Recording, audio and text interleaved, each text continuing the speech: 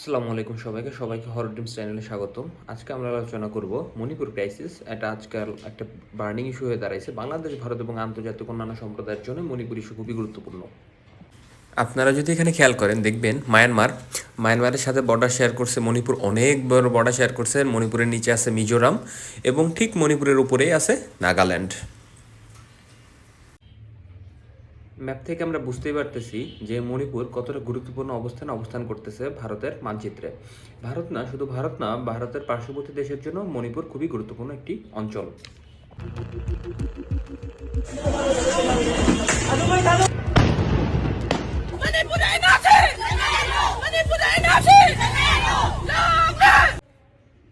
মণিপুরে যে ১ বছর ধরে সংঘাত চলে আসতেছে, এর কারণ অনেকগুলো কারণ রয়েছে। এই কারণগুলো সম্পর্কে আমরা আস্তে আস্তে জানবো এবং বিশ্লেষণ করব খুবই সংক্ষিপ্তভাবে। আমরা এখানে দেখতে পারতেছি এই যে মণিপুরে বসবাসরত 4 ধরনের জনগোষ্ঠী, এর মধ্যে মৈতো যারা আছে তারা হলো অ্যাবভ 50% জনগোষ্ঠী, এবং বাকি যারা আছে কুকি, বিষ্ণুপ্রিয়া, পাঙ্গন এবং বিভিন্ন আরও অনেক জনগোষ্ঠী বাস করে মণিপুরে। তারা এই যে মৈতো জনগোষ্ঠীরা বাস করে কিন্তু আমার সমতলে।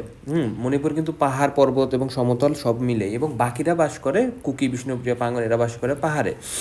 এবং আর একটা ব্যাপার যেটা লক্ষণীয় সেটা হলো এই যে অ্যাবভ 50% জনসংখ্যা মৈতৈদের, এরা কিন্তু বেশিরভাগই হিন্দু, এবং বাকি যারা আছে তাদের মেজরিটি হলো খ্রিস্টান, বৌদ্ধ।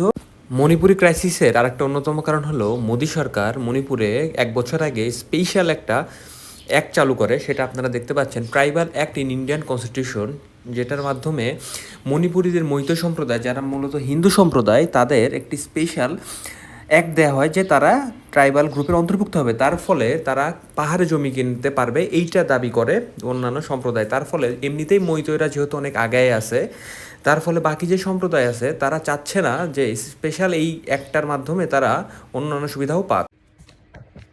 টোটাল ব্যাপারটা যদি আমরা সামারাইজ করতে চাই, তাহলে এই ক্রাইসিসের ভিতরে এবং অন্তর্মূলে যারা রয়েছে সেটা হলো জাতিগত বিভেদ এবং বিভিন্ন ধরনের জনগোষ্ঠী যেহেতু একটি এলাকায় বাস করে, এরকম বিভেদ, এরকম সংঘাত হতেই পারে। এখানে আমরা দোষ দিতে পারি মৈতো সম্প্রদায়কে না কুকি সম্প্রদায়কে। এখানে দোষ যাচ্ছে পুরোটাই কেন্দ্রীয় সরকারের কাছে, এবং তারা কোনো অ্যাকশনই নিচ্ছে না।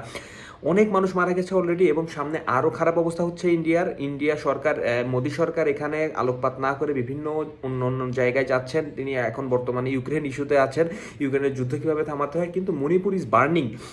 ভারত সরকারের উচিত এটাকে দ্রুততম সময়ের মধ্যে সমাধানের পথে নিয়ে আসে, এবং সবার দাবি দেওয়া যতটুকু সম্ভব মেনে নেওয়ার মাধ্যমে এই সংঘাত নিরসন সম্ভব। ধন্যবাদ সবাইকে।